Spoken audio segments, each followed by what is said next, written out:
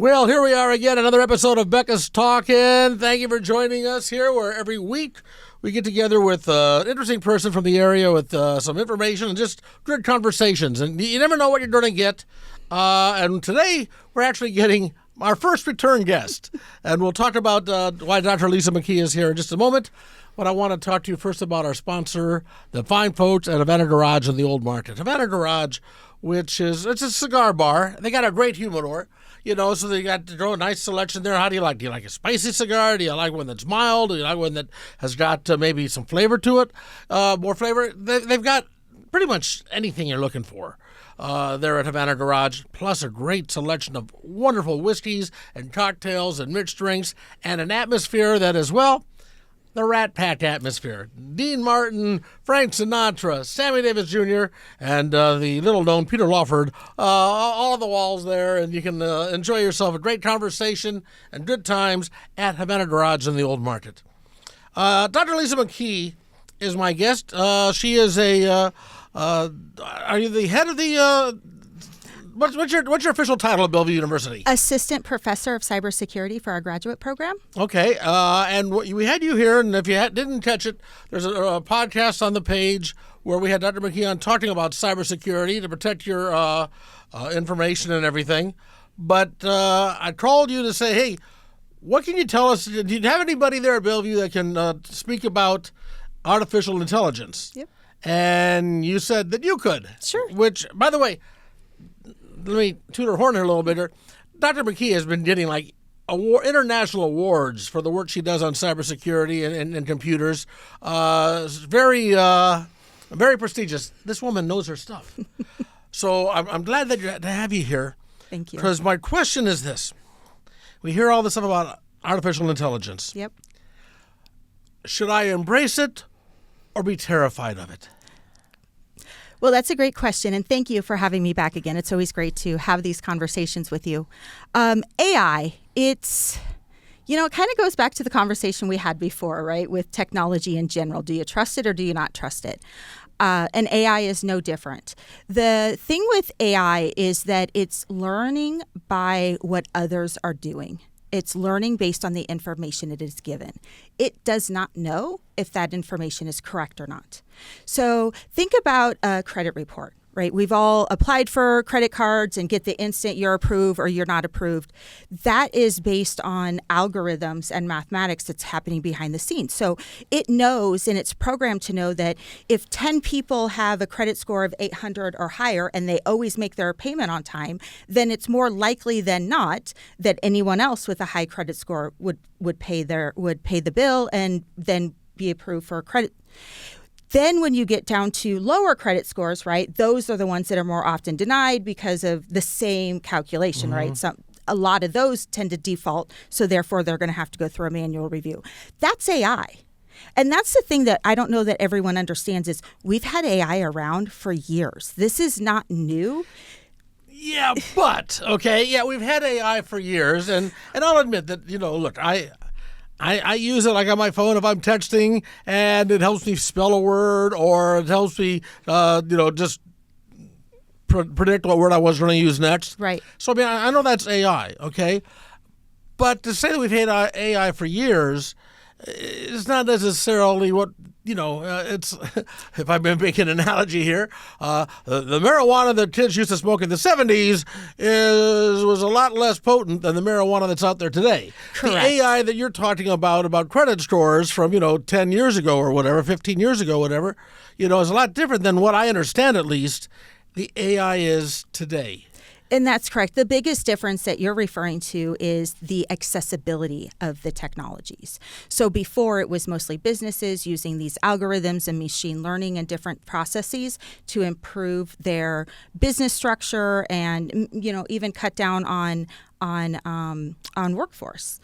So the thing is now is that there's a ton of different tools out there that are freely available and everyone's using them. And that really is what changes the world we're in today with AI being more consumer-based, accessible, as opposed to before where it was more business-driven.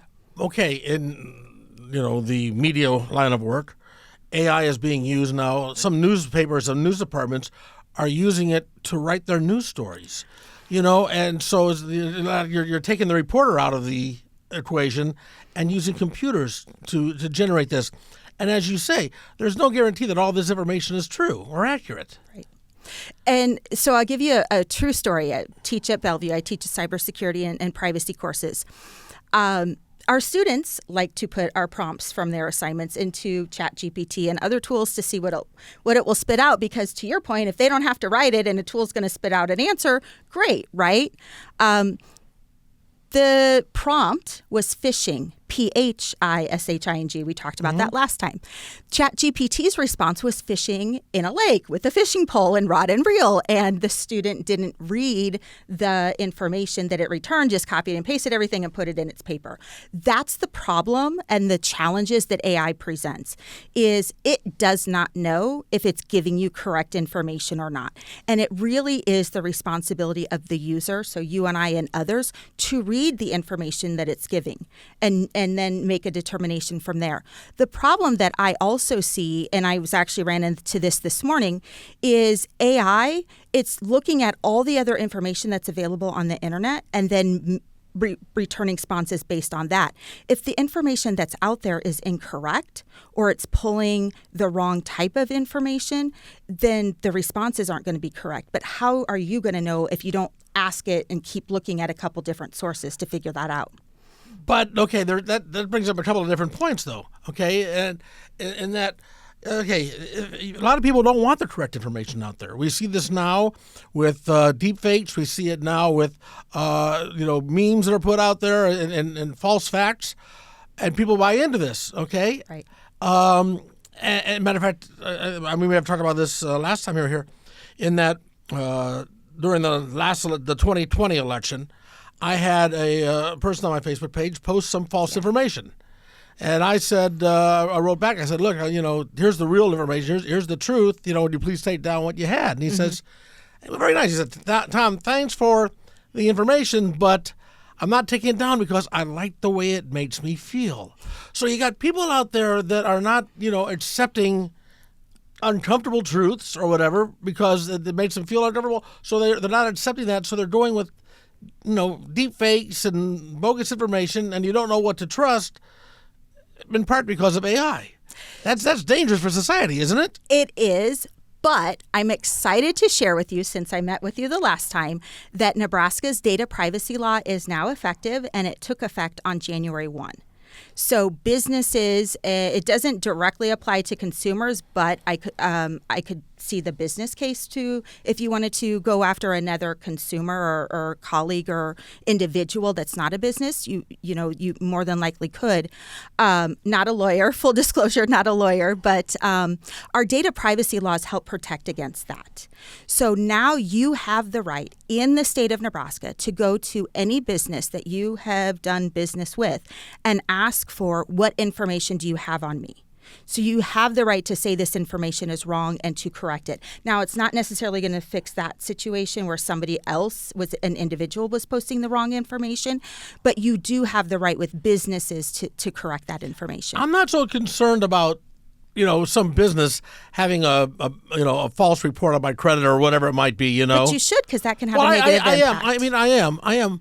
But I'm also concerned about the people out there that are putting out false information about our government, false information about our allies and enemies, false information about just, everyday people out there. And there's, I've seen, you can't tell anymore when there's a deep fake picture, right, or if it's a legitimate picture. I'm more concerned about that sort of thing. And you got Facebook and Twitter and that are now saying, well, we're not really responsible for what people put out there. So again, I've talked to other people that are embracing this. Matter of fact, we have a mutual friend, a professor, Dr. Delucia, who works with you, and he's actually become a bit of a proponent of AI, and I'm still very skeptical of it all. What can I do to protect, or what can we do to protect from the gross mismanagement of this? That's the sad and unfortunate part about it, is the way that the models are learning and the data that it's using to train on. There really is not much we can do as individuals to protect ourselves and prevent that. The only thing that we can do is if we see information on the internet that's incorrect, you can request that information be corrected or updated. You do have that right now in the state of Nebraska. And I would say don't just trust the first thing that it returns, right? Because that's the other thing that I see that's almost a bigger concern is we just take what we read as truth. That doesn't mean and guarantee that it is. Did you ask it 3 different roundabout questions to get to the same answer, and did it always present the same answer? Or did you use a different browser or a different AI tool and see what different ones, what responses different tools would give? Because I see that as the bigger concern, is that people really don't do the research anymore or that follow-up to make sure, is this information correct and accurate? Because to your point, with deep fakes, they just see it and they just assume, oh, yeah, we saw the ones last election where Trump got arrested, right? I mean, we all know that that wasn't a valid picture, but it was all over the internet and everybody was talking about it. And people liked it because they liked the way it made them feel. Which, yeah. And so therefore that's out there. That's dangerous, isn't it? Absolutely. Yes, absolutely. And one of the things that I do a lot of research on is the impact of privacy harms. So the impact to you as an individual. So if somebody's doing that to you, it could create mental anguish, right? To the point up to where somebody may just get to the point where they just take their own life. And it's very unfortunate that happens. And there's, unfortunately stories out there like that. But that is the severity and of the consequences. And it is a dire problem. Absolutely. Recently, there was a big story in the news about DeepSeek, which is the Chinese AI version, which supposedly is a lot cheaper and efficient, and it sent the stock market tumbling, or the NASDAQ primarily tumbling. It's bounced back somewhat since then, but at the same time, there's this whole thing now about, competing AI forces. You got China with that. You've got ChatGPT here in America. I read an article today, and I want to get this right, in the United Arab Emirates, Sheikh Tahuning bin Zayed Al Nahyan, I don't know I'm mispronouncing the name, is some trillionaire who is really into the AI. Can we get to a point, and I know sometimes I feel like we're living in a 1970s era science fiction movie. Yeah. When you think about even little things like just the convenience that you have with, your phones and stuff like that, the stuff that we take for granted now, just not that long ago would have been unheard of. Is it possible that we could end up with the AI from the United Arab Emirates and the AI from China and the AI from the United States all getting into a war with each other? I mean, where does this end? It really could. It's competition, right? And that, like any other competing similar products, who has the best and which one is more efficient and cost effective and things like that. So definitely going to have that. And we see that today even with other things like cars, right? Cars are made all over the world, and which one's better and which one's cheaper, and it's all a matter of opinion. And some statistics, have been done on that as well. But I am with you. I am not fully embraced AI. I have been told repeatedly that I need to and that I should and why not and all the things. And I always say, well, I'm that person. I do data privacy and security. So it's hard for me to just embrace it as others have just fully taken it in. And a lot of it also has to do with my experiences and my background, in that I've seen just trying to do searches for different things, and it will return totally inaccurate information that I know is inaccurate, but nobody else would know, or most wouldn't. So that's the struggle I have. The other thing that I really struggle with when it comes to AI is the fact that it's really taking over our lives. So everything is coming down to computer-based technology-based, internet driven. So you can't even look up a manual and check the tire pressure on your car without having to look it up on the internet. Most sites won't even let you check out and purchase something unless you create an account with them. And so we have this information that's all over, and the technology that the industry is then forcing us to use is what really concerns me, because I was looking at a printer at Nebraska Furniture Mart a couple weeks ago. Any printer that I would have purchased would have required me to connect it to the internet, download any updates, create an account and everything else before I could even use the thing. I remember back in the day, you just bought it and you plugged it in and it just worked, and it doesn't work that way anymore. So what happens when we get to a point where everything then is driven by technology and everything is internet based, and they don't work and they go out?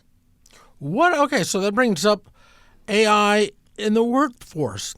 I was talking to a friend of mine who has an ad agency, and they're very concerned that in the future, there won't be a need for it. AI will be able to just, people will be able to do all this through AI and write their own copy, place their own ads, do all the stuff that trained people have been doing for generations.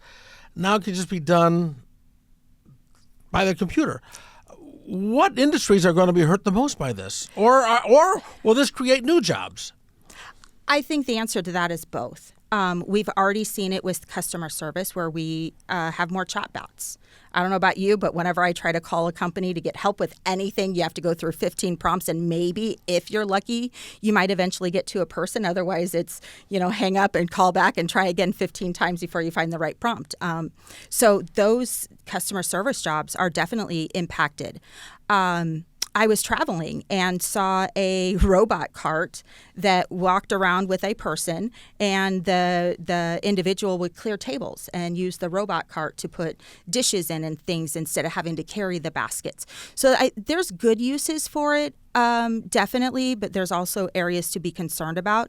We do know that it is creating more opportunities in different places that weren't there before. So such as what? So like programming, for example, right? You have to have people that understand how to use these technologies, how to write the algorithms, how to take in the data sets, make sense of the data sets, make sure that the data that is used to train the models is clean and accurate. Otherwise, the model's going to be trained incorrectly. Yeah, but you see, that's good for people like you. What do you do about the guy that was a taxi cab driver who's now being replaced by a self-driving car? What do you do about the reporter that's being replaced by AI? What do you do about these people out there that, don't have the skills to deal with the algorithms and the computers? I mean, yeah, I assume that there are going to be high-tech jobs available for people, but there are an awful lot of, intelligent, decent people that just, their mind doesn't work that way. So the difference with AI, so the reporter, right? And you used to have a show back in the day. I don't believe, and this is my personal opinion, that machines can replace that position. Can machines write articles? Sure they can. They don't have feelings. They're not intended to think like we think. They're trying to get there, and so that it can read and see and hear and do all the things like a human does. But right now, today, that a lot of that technology is not. It's not advanced enough. So to replace a reporter and write an article, you're not going to have that human touch to it. And personally, I'd rather read a paper that was handwritten and your own thoughts and unique ideas than something that's computer generated, because half the time you can tell that it was computer generated because there's no emotion. Well, half the time.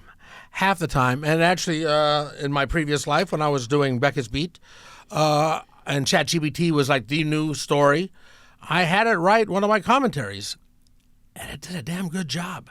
Sure. But did a good job. Did you make edits, and did you use it in its entirety exactly as it's spit I out? used it in its entirety. Of course, then I read it, so I gave my emphasis and everything in my delivery. Sure. Okay, which someday that'll also be with a deep fake. Somebody else could be there and be doing the same thing. where that's a whole other issue there with the deepfakes and how you can't tell that if that person's actually saying that or not. Right. Or even with, in movies where actors are very much concerned about the fact, okay, what are you going to do when I die? Are you going to keep on having, Tom Hanks movies out there, long after he's gone? Right. Or movies where they show the actors maybe like, 75 years old now, but they do a flashback and they're 20. That sort of a thing is cool, very cool on one hand. And in the real world, though, I think, again, I'm freaked out by it. Yeah. So there's been a lot of legislation and talk recently in legislature, both here stateside and national, about who owns the right to that. If AI is generating that and it's not your own unique thoughts, ideas, and words, then truly who owns that and who created that? Because you didn't write it, I didn't write it, a computer wrote it for you. So that's the big debate right now that I am seeing happen. And I think that's going to drive a lot of that what's to come. Yeah, some of it's just unknown. And, unfortunately, we're just going to have to wait and see how it all shakes out. But I'm totally with you in that I see the concerns and I see them in a different way, too, just because of the nature of my work. And it is alarming. It is concerning. Okay. And other than just being vigilant about if this is real or not, are there things that we can do to protect ourselves, how we can use AI, but still protect ourselves? Because, like I said, I'm not, I'll admit, I do this, hey, Siri, and then I have it do stuff, right? And, and I know that's that AI technology. Yeah, and I know that this thing is like recording everything that I say, and, we've seen it when, you're talking about swimming pools, and then the next thing you see in your feed is ads for swimming pools. So we know that that's out there. But and that sort of thing, okay, fine, But it's not fine, and that's where the privacy laws are going to force change. And that's the part that excites me that I don't know that people really understand.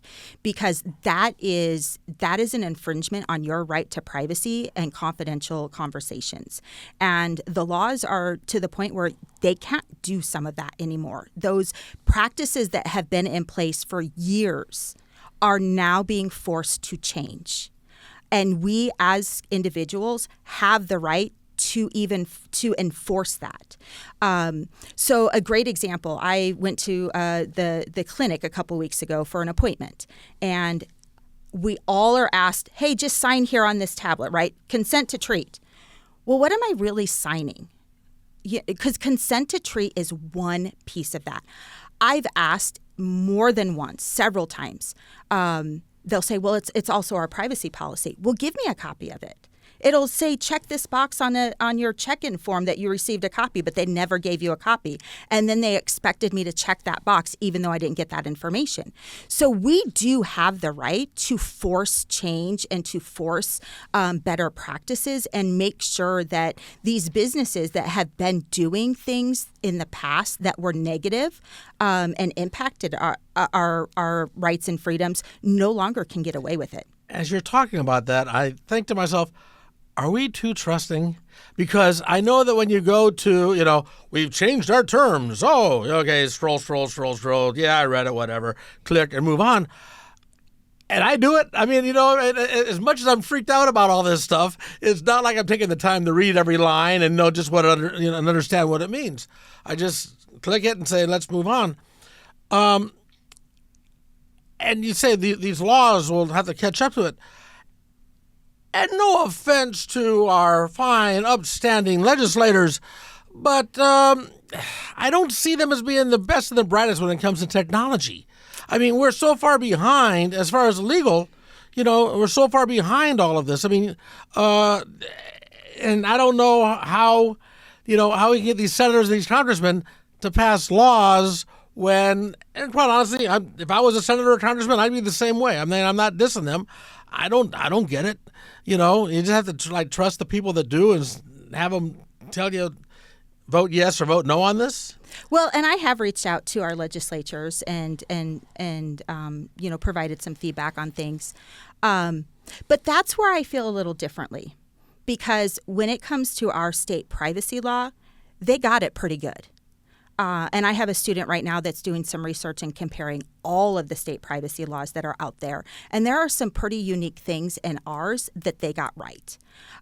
One of them is the sale of information. Businesses can no longer sell your information without telling you. They have to tell you what they're doing with it. You have to opt in to certain processing activities. So going back to the doctor's office, the privacy policy stated that they'll use your information for research and they'll share it with other third parties, to find cures for things. I didn't agree to that. And there was no opt-in or opt-out option. So that policy, as it was written, was not compliant with our state law. And in fact, the date on it was back in like 2016 or 2018. And I'm like, is this the right copy? Because it was so old that I even questioned if it was the most recent version. But to me, the harder challenge is educating everyone else on those things.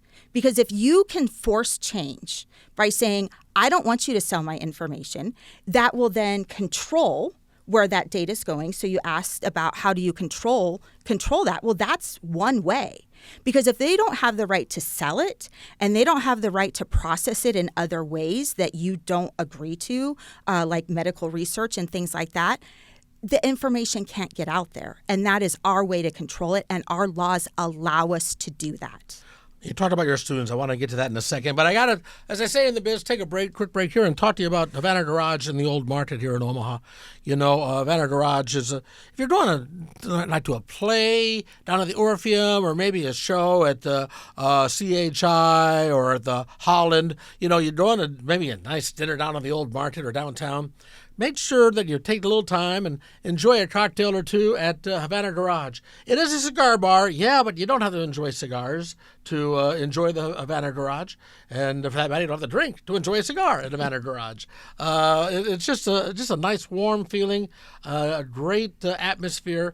Every now and then you'll find a cool band playing there, a little jazz band, but they got a nice fireplace downstairs. I mean, it really is. You have to sort of experience it for yourself. They've been around for a long time, and in the hospitality business, if you stay around for a long time, you're doing something right. So stop by, tell Chaz and the folks over there at Havana Garage that you heard about it on the Becca's Talking podcast, Havana Garage in the Old Market. So, your students. Yes. Like I said, I'm an old guy, and I'm very skeptical and somewhat frightened by all this new technology that's out there. Your students, are they also skeptical? Are they just embracing it all and saying, just bring it on, bring it on, bring it on?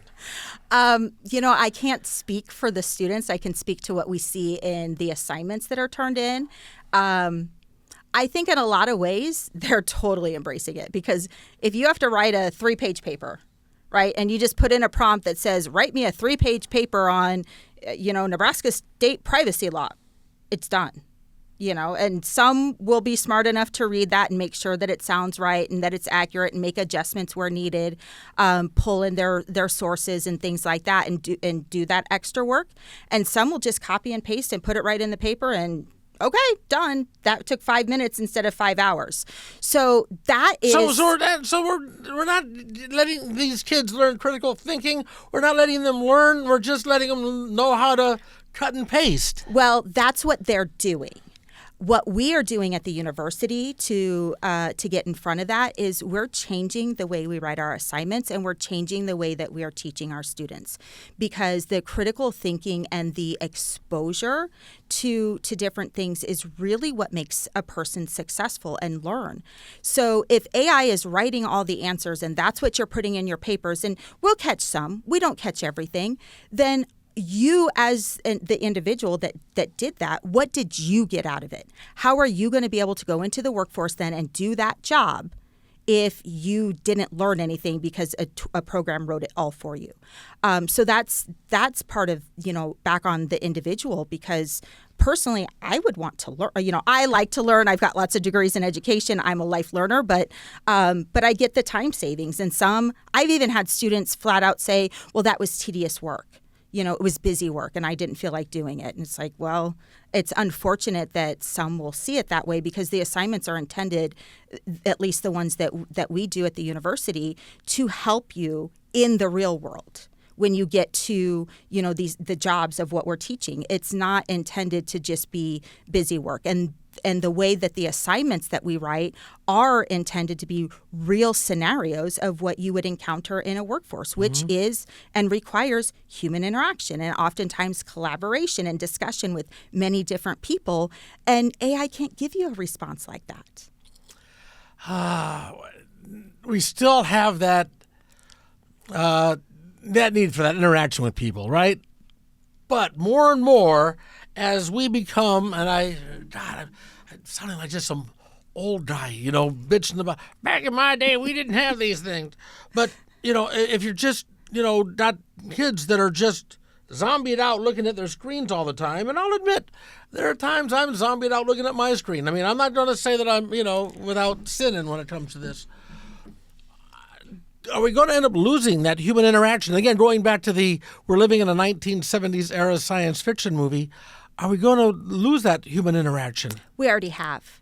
And unfortunately, COVID impacted that significantly, especially with, middle school and high schoolers, because they didn't have that interaction. And a lot of times, I don't know about you, but think back. I know when I think back to my high school days, I wasn't home. We had a computer, but I wasn't home in front of the computer playing games in Oregon Trail, because that's about, biggest thing we had back in the day. I was outside, and it was always, kickball or baseball or something with the neighborhood kids, and come in when the streetlights come on. Who does that anymore? Go through neighborhoods, and how often do you see kids outside playing after school, enjoying the nice weather? Granted, it's freezing cold out, but they don't do that like we did. They don't have the sleepovers. They don't have those interactions. And that really is hurting our society, because they don't know how to have those communications. And then you mentioned earlier, now my feelings are hurt because I don't know how to interpret and take what I'm hearing, because I never had those interactions to learn and be prepared for. That's the other thing. When you see something online, whether it be a tweet or a Facebook post or whatever, Reddit, whatever one you're on, you see that, you don't necessarily get the inflection and the facial expressions to understand the tone in which it's being said. So you can take something entirely wrong. It's not meant to be, read that way, but that's how you read it. Now you've got a fight with somebody that they don't even know you're fighting because they're on the other end of the computer. Right. It's just like when you get a text message and you think, whoever sent it meant it in a way that was bad. And they're like, no, I'm not mad. I just was, putting an exclamation on it because I agreed, type of thing. Yeah. And it's the same thing. A great example of that is one of the recent situations that we had with the healthcare executive, right? Like, why do people think that's a good thing? Because I don't understand that. But to your point, people are reading things online, don't have all the facts necessarily, and then making decisions based on that limited information, good, bad, or otherwise. And they're not asking the right questions. While I've been rather negative towards all of this, I also know that I'm talking and reading, doing my reading and talking to some people that with AI, they honestly think that AI will be able to go and cure diseases we're not curing right now. AI will be able to go and invent things that, will further our lives and better our lives. So it's sort of a double-edged sword, isn't it? It really is. And it's one of those things that I would say embrace with caution. Don't trust everything you read. Don't take everything as gospel truth. I always, and this is me as a researcher, I will check a couple different sources.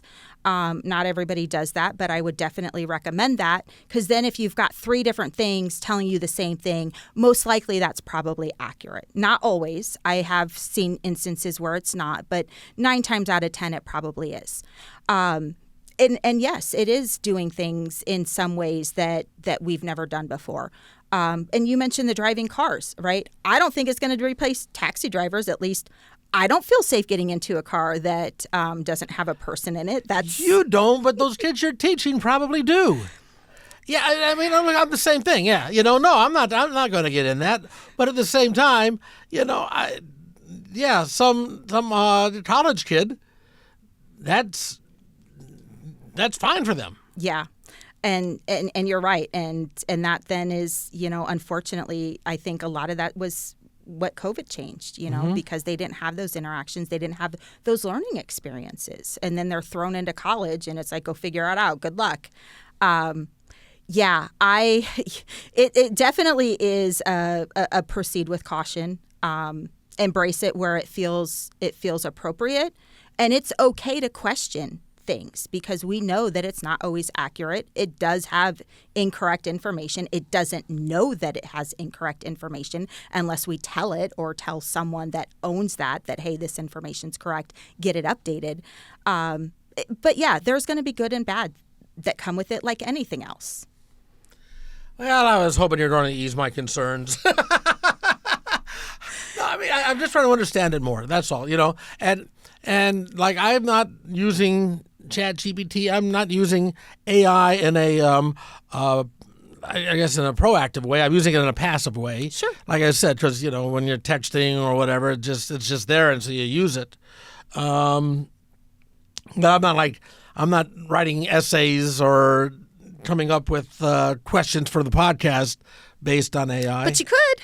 I know I could. What are some good, AI questions to ask in an interview? Yeah, See what it spits out. But I did. I mean, I went and I didn't just pull this UAE shake out of my butt. I did some research. I did some research on DeepSeek and all of that.